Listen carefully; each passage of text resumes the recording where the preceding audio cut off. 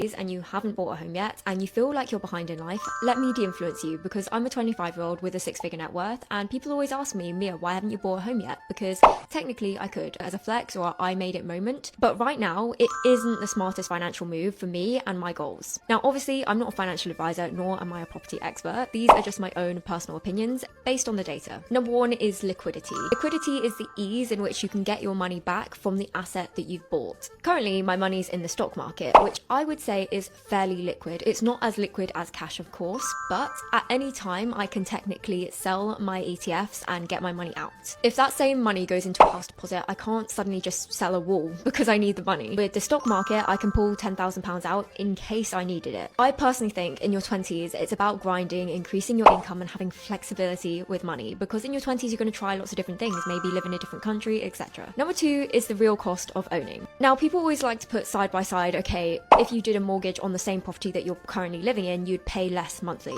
Totally valid, and I've also done the maths and been like, yeah, it makes so much sense to start buying. People also love to say that renting is like throwing your money down the drain, but they forget about the extra costs of buying a home. Let's just say, in theory, you buy a 400k property with a 10% deposit, so 40k, and that means you borrowed 360k. Let's say you pay an interest rate of 5% over 25 years, so your mortgage payment is roughly £2,100 a month. You also need to budget for maintenance, which is usually 1% of the property value. That's £4,000 a year or £330 a month. Then add insurance, repairs, and random fixes. That's easily another £100 or £200 on average. So your real monthly cost is not just the £2,100.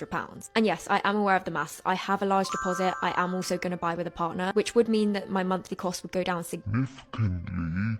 But at the moment, I don't have to pay for any random fixes. Number three is interest and opportunity cost. On a £3,600 mortgage, 5% would be £18,000 a year that you're paying in interest alone. There is a difference between paying off the interest and building equity or ownership in that property. Whereas, say if I kept £50,000 in the stock market, returning an average of 7% annually, that could generally compound into double the amount over 10 years. So while the stock market isn't guaranteed, just like any investment, it's purely the opportunity cost of paying interest versus potentially having more investment gains. I know some people are going to think this is idiotic and just buying a home is a better investment. I think times have changed a lot, and I don't think it's as a savvy investment as it was for our parents, for example. That doesn't mean I don't want to buy a home. I would love to, but it's just not currently a massive priority for me. And if you don't currently feel like you can afford to buy a home, it shouldn't make you feel